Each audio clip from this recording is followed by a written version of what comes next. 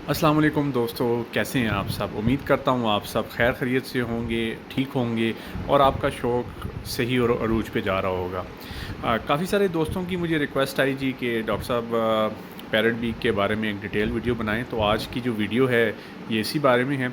जैसे कि आप लोगों को पता है कि पैरट बीक की 3-4 किस्में पाकिस्तान में और इस एशिया में पाई जाती हैं। एक जो कॉमन ब्रीड है वो कंधारी पैरट बीक है, दूसरी जो है वो अर्जेंटीना पैरट बीक है और तीसरी जो है वो Indian parrot beak long tail जिसको कहते हैं वो ब्रीड है। Indian parrot beak long tail अपनी टेल की खूबसूरती और लंबाई और उसकी गोलाई की वजह से माना जाता है।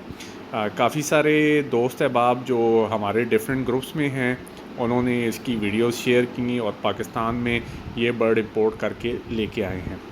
Parrot beak Indian parrot beak जो लॉन्ग टेल है इसमें 3 या 4 किस्म की किस्में पाई जाती हैं। अगर बेसिक डिफरेंस देखा जाए तो बेसिकली इसमें 2 तरह की किस्में हैं। एक प्योर तमिलनाडु ब्रीड है, दूसरी आंध्रा लाइनेज है। जो आंध्रा लाइनेज है उसमें चोंच की क्वालिटी तमिलनाडु ब्रीड से ज़्यादा अच्छी होती है। पाकिस्तान में काफ़ी सारे शौकीन हजरात हैं जिनका ये शौक़ होता है जी कि जो बर्ड है इसकी चोंच तोते की तरह होनी चाहिए। तो जो तोता चोंच है वो आंध्रा पैरट बीक में ज़्यादा है और जो तमिलनाडु वाली पैरट बीक है उसमें चोंच की क्वालिटी इतनी ज़्यादा पैरट की तरह नहीं होती। लेकिन जो टेल क्वालिटी है वो मेरे दोस्तों सबसे अच्छी जो है वो तमिलनाडु ब्रीड में है। और तमिलनाडु में जो कंपटीशन होते हैं या उनके जो चैलेंजेस होते हैं उसमें मेनली टेल की घनाई कितनी घनी है, कितनी चौड़ी है और उसमें कितने सरियां या कितने पर हैं, ये चीज़ उसकी क्वालिटी का स्टैंडर्ड है। जो इंडियन पैरट बीक जो है जैसे मैंने आपको बताया कि इसमें 2 किस्में हैं, एक आंध्रा ब्रीड है और एक तमिलनाडु ब्रीड है। जो तमिलनाडु ब्रीड है इसको हाई क्वालिटी ब्रीड और हाई लाइनेज करार दिया जाता है और ये रेयर ब्लड लाइन है। रेयर ब्लड लाइन इस वजह से है कि इसमें कुछ ब्रीडिंग की जो एज है वो कुछ हद तक लिमिटेड है और जिस तरह बाकी शामू या बाकी असील हैं जो 10-10, 20-20 साल तक कुछ लोगों ने अच्छे रखे हुए हैं वो ब्रीड करते हैं, लेकिन इसमें वो बात नहीं है। दूसरा क्या पॉइंट है कि ये एक नायाब नस्ल है और इसकी एग लेइंग कैपेसिटी जो है वो पुराने असीलों की तरह है। ये गोल्डन मिस्ट्री या शामू की तरह नहीं है कि अंडों की मशीन है और बेबहा अंडे देगी, वैसी बात इसमें नहीं है। तो इस वजह से जो इसमें जो नंबर ऑफ़ जो जैसे कहें कि चिक्स या प्रोडक्टिविटी है या सालाना जो पैदावार है वो उस तरह की नहीं है जैसी दूसरी फैंसी ब्रीड्स में। एक तो ये पॉइंट हो गया। दूसरा ये है कि अगर तमिलनाडु ब्रीड में क्वालिटीज़ देखी जाएँ तो 3-4 जो मेन क्वालिटीज़ इसमें आती हैं वो अच्छे शो बर्ड में काउंट होती हैं और उसी की बेस पे डिफरेंट शो और कंपटीशन होते हैं। क्वालिटी की बेस पे और टेल की क्वालिटी की बेस पे हम इसको 3 या 4 किस्मों में डिवाइड करते हैं। इसमें हमारे पास टेम्पर टेल आती है। टेम्पर टेल में क्या है कि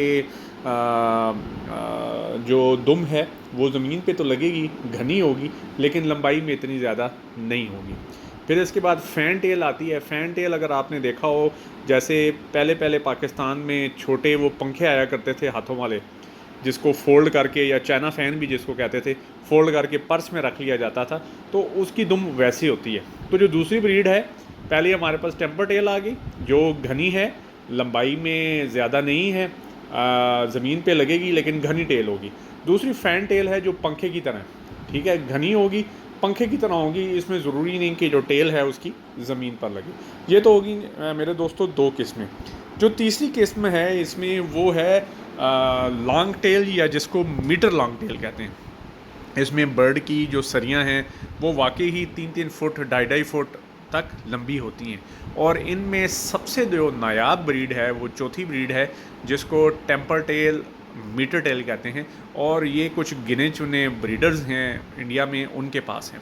अच्छा, 1-2 पॉइंट इसमें और भी क्लैरिफाई कर दूं कि जो टेल क्वालिटी है और जो अच्छे बर्ड हैं वो कुछ गिने चुने ब्रीडर्स के पास हैं और उसमें कुछ ऐसे ब्रीडर्स भी हैं जो अपनी ब्रीड किसी को नहीं देते कि उन्होंने टाइम टू टाइम शो में पार्टिसिपेट करना होता है और वो नहीं चाहते कि उन्हीं की ब्रीड उनके मद्दे मुकाबल खड़ी हो जाए। दूसरा इसमें मेनली ठीकर ताज में बर्ड आता है, और कुछ क्यों इसमें क्रॉसिंग भी है, और कुछ बर्ड ऐसे हैं जिनमें कंगी ताज या किली ताज में भी उनकी जो कॉम्ब है या कलगी जिसको कहते हैं वो आती है। तो दोनों इसमें आती हैं। पाकिस्तान में हमारे लोग जो हैं वो ठीकर ताज को ज़्यादा पसंद करते हैं, जो कंगी ताज या किली ताज है उसको इतना ज़्यादा पसंद नहीं किया जाता। ये तो होगी जी टेल की क्वालिटी की बेस पे। फिर फेस की क्वालिटी जो है डेफिनेटली उसकी भी बड़ी वेटेज है। एक और टर्म है जिसको हम कहते हैं कॉइन हेड, के सिक्के की तरह इसका सर गोल है जी। वो जो बर्ड होता है वो हाई क्वालिटी बर्ड आता है। अब मिसाल के तौर पे हमारे पास एक बर्ड आ गया जो है जी टेम्पर टेल, मीटर टेल, और उसमें कॉइन हेड आ गया, और डेफिनेटली वो एक बहुत हाई क्वालिटी बर्ड होगा और उसकी प्राइस भी बहुत हाई होगी, मांग भी है, और वो शो विनर बर्ड होगा। और जिनके पास लाइनेज वाले बर्ड हैं, यानी जैसे हमारे यहाँ कहते हैं कि खुडे की ब्रीड है जी, कि फ़लाँ के घर की ब्रीड है, वो लोग वो अपनी ब्रीड किसी को नहीं देते। तो जब भी आप बर्ड इंपोर्ट करें, इंडिया से हो या किसी भी मुल्क से हो, उसमें डेफिनेटली आपने इस बात का ज़रूर इंश्योर करना है कि लाइनेज वाला बर्ड मंगवा रहे हैं, किसी के खुडे की ब्रीड मंगवा रहे हैं। ये नहीं कि जो नॉर्मल मुर्गा मंडी में जो बर्ड मिल रहा है वो लिया, जिसके आगे पीछे किसी का नहीं पता जी कि इसकी माँ कौन थी, बाप कौन था। उस वजह से जब इधर हमारे पास ब्रीड आती है तो फिर आगे से वैसा रिज़ल्ट नहीं आता। और इंडिया के अलावा लोग श्रीलंका से भी इंपोर्ट कर रहे हैं।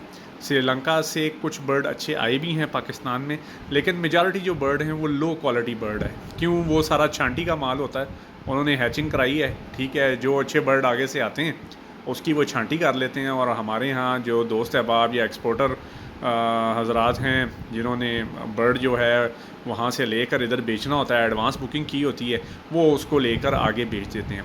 तो दोस्तों पैरट भी जब भी ख़रीदें अच्छी क्वालिटी वाला बर्ड ख़रीदें, टेल क्वालिटी ज़रूर देखें, फेस क्वालिटी देखें, और अल्लाह ताला आप लोगों के शौक़ को सलामत रखे। मैं बहुत बहुत शुक्रिया। अल्लाह हाफ़िज़।